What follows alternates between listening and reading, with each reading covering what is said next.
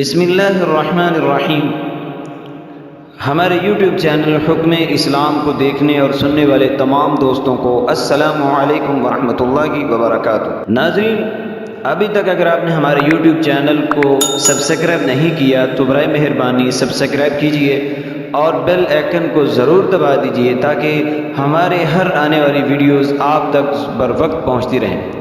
ناظرین، آج ہم آپ کے سامنے حضرت امام حسن رضی اللہ تعالی عنہ آپ کی شہادت کا واقعہ بیان کریں گے کہ نبی کریم صلی اللہ علیہ وآلہ وسلم نے فرمایا کہ میں کچھ بھی نہیں مانگتا سوائے اس کے کہ میری آل سے محبت کرو، لیکن حضور نبی کریم صلی اللہ علیہ وآلہ وسلم کی رحلت کے بعد زمانہ بدل گیا، مدینہ بدل گیا اور مدینے والے لوگ بدل گئے۔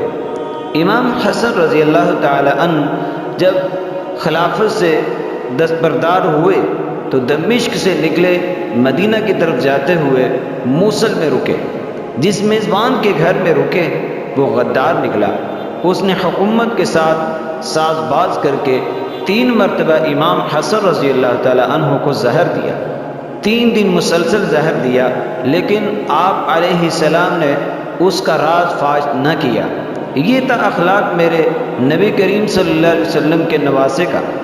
آپ کو الٹیاں آئیں، زہر کا اثر بس اتنا ہی رہتا کہ آپ کی شہادت نہ ہوئی، لیکن آپ علیہ السلام نے اس زہر کی تکلیف کے اندر ہی اندر محسوس کرتے تھے۔ اس میزبان نے حکومت کو خط لکھا کہ میں نے 3 دفعہ زہر دیا ہے لیکن کام نہیں کیا، لہذا کوئی ایسا زہر بھیجیں جو کارگر ہو۔ اہل اقتدار نے ایسا زہر بھیجا جس کے بارے میں خط میں لکھا گیا کہ اگر اس کا ایک قطرہ بھی ندی میں ڈال دیا گیا تو ساری مچھلیاں مر جائیں گی۔ اتنا زہریلا زہر ہے، بس یہ ایک قطرہ ملا دو کام ہو جائے گا۔ اللہ کی قدرت دیکھو کہ وہ شخص جو خط اور زہر لے کر جا رہا تھا وہ ایک جگہ رکا اور اللہ تعالیٰ نے اس جگہ ایک بھیڑیا بھیجا جس نے اس شخص کا کام تمام کر دیا۔ یہ سارا منظر حضرت امام حسن علیہ السلام کا ایک چاہنے والا مرید دیکھ رہا تھا۔ وہ خط، شیشی اور اونٹنی لے کر امام حسن رضی اللہ تعالیٰ عنہ کی بارگاہ میں آ گیا اور تمام ماجرا جو ہے امام علیہ السلام کے سامنے بیان کیا۔ امام حسن رضی اللہ تعالیٰ عنہ نے خط پڑھا اور شدید دکھ میں مبتلا ہو گئے کہ اتنی بڑی غداری کی اس نے، جس کے گھر میں رہ رہا ہوں، لیکن آپ نے وہ خط اپنے مسلح کے نیچے چھپا دیا اور کسی پر ظاہر نہ کیا۔ اور سعید موصلی کھڑے ہوئے اور کہا، امام حسن علیہ السلام، اس میں ایسا کیا لکھا ہے؟ آپ نے فرمایا، نہیں، کسی کا راز رہنے دو۔ لیکن سعید موصلی نے خط پڑھا اور طیش میں آ کر میزبان کا کام تمام کر دیا، جس نے امام حسن رضی اللہ تعالیٰ عنہ کو 4 دفعہ قتل کرنے کی کوشش کی تھی۔ امام حسن رضی اللہ تعالیٰ عنہ اسی دکھ اور تکلیف میں موصل سے نکلے اور مدینہ پہنچے کہ شاید میرے نانا کے شہر میں مجھے سکون ملے، لیکن مروان نے ایک لونڈی کو خریدا جس کا گھر میں آنا جانا تھا۔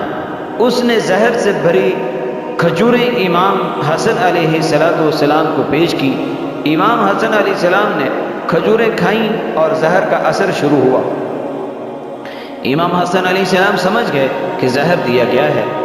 امام حسن رضی اللہ تعالیٰ عنہ نے فرمایا، مجھے میرے نانا کی قبر پر لے چلو۔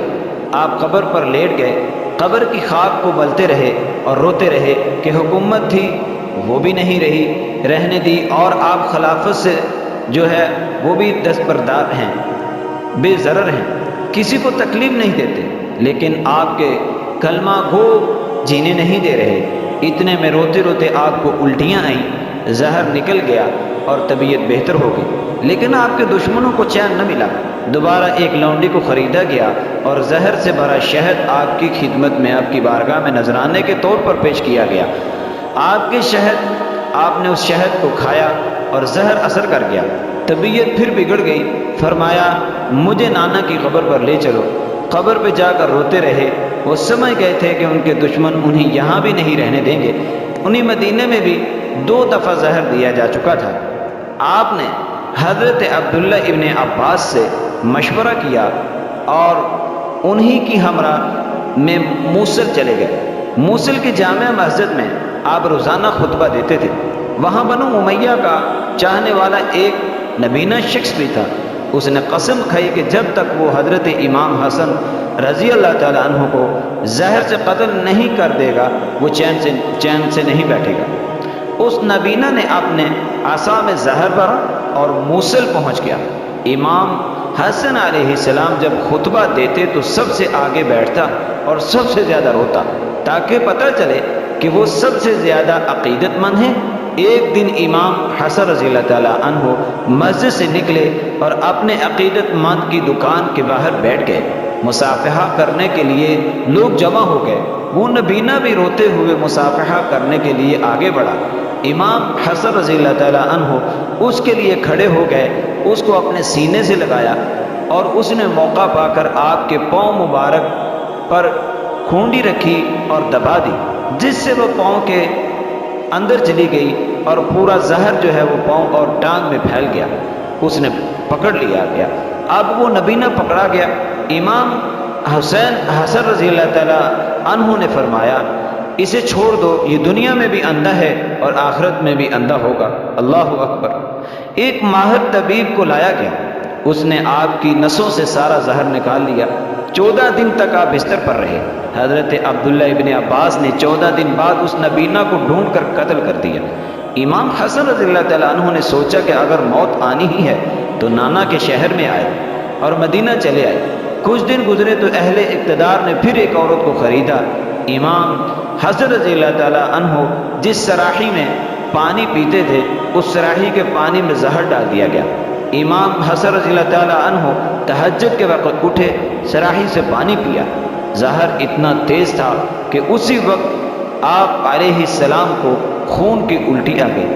آپ نے پکار کر امام حسین اور حضرت بی بی زینب رضی اللہ تعالی عنہا کو بلایا اور کہا کہ مجھے 6 مرتبہ زہر دیا گیا ہے اور یہ 7ویں مرتبہ ہے، اور یہ زہر اتنا شدید ہے کہ مجھے نہیں لگتا کہ میں اب بچ پاؤں گا، میرے خاندان کو جمع کر لو۔ امام حسین علیہ السلام نے کہا کہ سراحی پر تو مہر تھی، اس میں کوئی زہر کیسے ڈال سکتا ہے، لائیں میں پانی پیوں۔ امام حسن رضی اللہ تعالیٰ عنہ نے سراحی کو پھینکا اور زہر آلود پانی جہاں جہاں گرا زمین وہاں وہاں سے ابلنے لگی اور پھٹ گئی۔ پھر تھال لایا گیا، آپ علیہ السلام نے اس میں الٹی کرتے اور جگر اور آنتوں کے ٹکڑے ہو کر باہر نکلتے۔ تھال لائے گئے، آپ ان میں الٹی کرتے رہے، خون سے بھری الٹی اور جگر اور آنتوں کے ٹکڑے ہو کر باہر نکلتے رہے۔ 100 سے زیادہ جگر کے ٹکڑے ہوتے تھال کے تھال بھر گئے۔ خون کی الٹیوں سے پھر بالآخر وہ وقت شہادت آ گیا۔ 28 صفر المظفر کا دن تھا۔ حضرت امام حسین کو گلے لگایا اور فرمایا کہ اب ملاقات جنت میں ہی ہوگی۔ پھر اپنے بیٹے قاسم کو بلایا، انہیں سینے سے لگایا، ایک ایک کر کے خاندان کے بچوں کو سینے سے لگایا، پیار کیا، دعا دی۔ پھر حضرت امام حسین علیہ السلام کو نصیحت کی کہ اللہ نے ہم بنو ہاشم میں نبوت رکھی ہے۔ مجھے سمجھ آ گئی کہ اللہ نے ہم میں حکومت نہیں رکھی۔ یقین کر لو کہ اللہ نے ہم میں نبوت اور حکومت کو جمع نہیں کیا، بلکہ نبوت اور امامت کو جمع کیا ہے۔ ہم سے اللہ امامت چلائے گا، حکومت نہیں، لہذا کبھی حکومت کی فکر مت کرنا، امامت اور ولایت کا سلسلہ آگے لے کر چلنا۔ پھر نصیحت کی کہ میرے جنازے کو نانا جان کے ساتھ دائیں طرف دفنا دینا، لیکن مجھے ڈر ہے کہ میرے جنازے پر لوگ فساد کریں گے، اگر ایسا ہو تو پھر میرے جنازے کو عام مسلمانوں کے قبرستان میں دفن کر دینا۔ امام حسن رضی اللہ تعالیٰ عنہ کی شہادت ہوئی تو آپ کی تدفین کے لیے جنازہ اٹھایا گیا، اور جب جنازہ روضہ رسول صلی اللہ علیہ وسلم کے پاس لایا گیا تو بنو امیہ کا وہ غلیظ بدترین آدمی جسے دنیا مروان کہتی ہے، اس نے کہا کہ میں ان کو یہاں دفن نہیں ہونے دوں گا۔ امام حسین علیہ السلام نے کہا کہ یہ میرے بھائی کی وصیت ہے کہ میں یہیں دفن کروں گا۔ اس ظالم نے کمان سے تیر نکالا اور حضرت امام حسین علیہ السلام کے جسم مبارک پر چلانا شروع کر دیا۔ لوگ غصے اور غصے اور طیش میں آ گئے، لیکن امام حسین علیہ السلام نے خون خرابے سے سب کو روک دیا اور کہا کہ میرے بھائی کی نصیحت تھی، وصیت تھی کہ مروان آڑے آئے گا تو مجھے والدہ کے قدموں میں دفن کر دینا۔ پھر آپ کو جنت البقیع میں حضرت بی بی فاطمہ سلام اللہ علیہا کے روضہ مبارک کے ساتھ دفن کر دیا گیا۔ اللہ تبارک و تعالی ہم سب کو اہل بیت سے محبت اور دین سے وابستگی عطا فرمائے۔ وما علینا الا البلاغ المبین۔